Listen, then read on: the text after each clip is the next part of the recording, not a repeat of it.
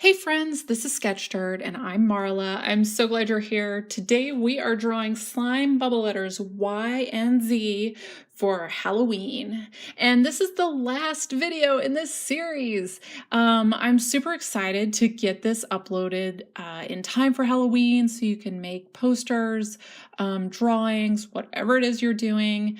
If you use this as like inspiration for whatever you're doing, definitely let me know on Facebook, Instagram, Twitter, wherever. I would love to see it. I would definitely love to see it.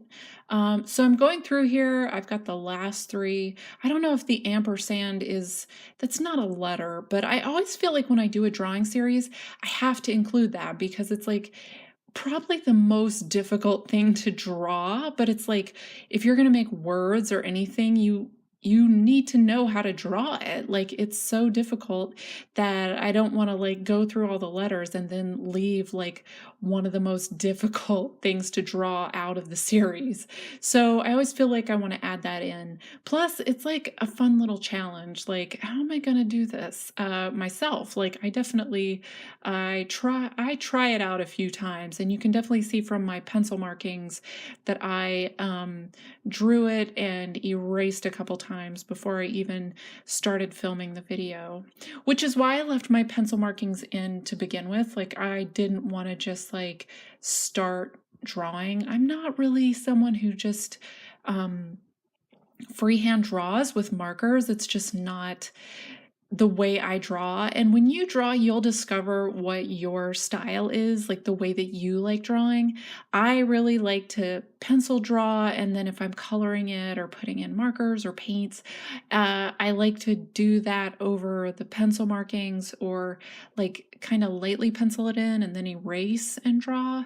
That's kind of how I always have been, because I like the freedom of a pencil being so impermanent, like erasable. Like I can erase like 1,000 times, and it doesn't affect the final picture. I really just like trying out a bunch of new ideas, which that's part of me too, is like it's tough to be decisive sometimes when it's so many ways to draw something and so many ways you can go that it's just fun to experiment. Definitely for this series, like, and for all of my videos, I love practicing. I've said this a few times now. Definitely the practice part is one of the most fun parts. When you're drawing, it should all be, I would say, fun. There are challenges, there are things that are really difficult. You're always learning. There's always something to learn with drawing that is a challenge. But overall, like if you pick things that you enjoy drawing, that you like to draw, then all that work and all that learning, it just seems like fun because like once you discover how to do something, like once you figure it out, it's like this happy reward like in your brain. Like your brain just like feels like you gave it this like huge gift because now you've figured out this tough thing and you can start doing it in all of your drawings. So back to the video, I've kind of just started talking. I love talking about drawing. I could talk about it forever. But for this drawing specifically, I'm coloring in all the colors. I picked Halloween colors for this. I'm obsessed with Halloween colors. Like Halloween and Valentine colors are like my favorite color combinations. So I just want to draw things that use these colors. Like I love the black and the purple and the orange and green together. It's the best. I'm going through here, I'm coloring everything, and I'm getting all the solid areas in before I start putting in the details. And I think that's like a tip for your drawings and whatever you're doing, like waiting a little bit. Like it's easy to get so excited to get all those details in. Like that's definitely, I love to start putting in details in before I even start with the main stuff, like because I just get so excited.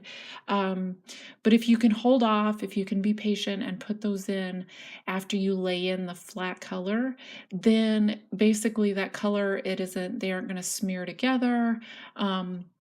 The details are going to pop more. They're just going to look more vibrant if you wait till the end.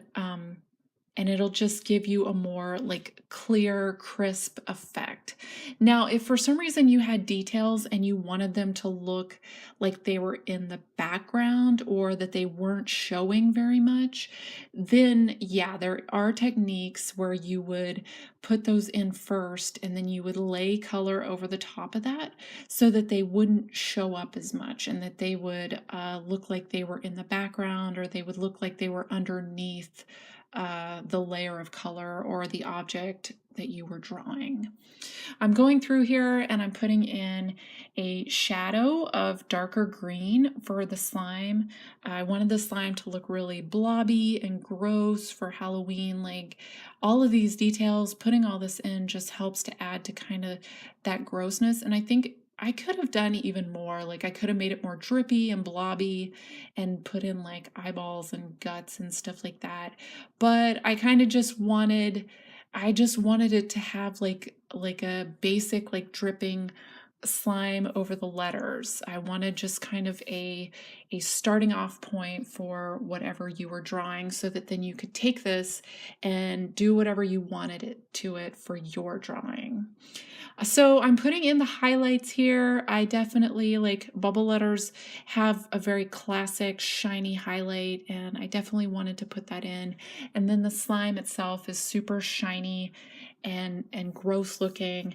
And as you can see, like with the highlights on the letters, I made those very like even and uniform and put them in like a little scribbly so that it would kind of match the slime, because the slime, the texture of the highlights is very gooey and blobby and bubbly looking. And so all these little things, all these little choices in your drawings just help to kind of bring the piece together and kind of make it look like a whole piece when you're drawing. So that's going to wrap it up. Thank you so much for watching this series. I would love to hear from you. This is Sketch Dirt, and I'm Marla.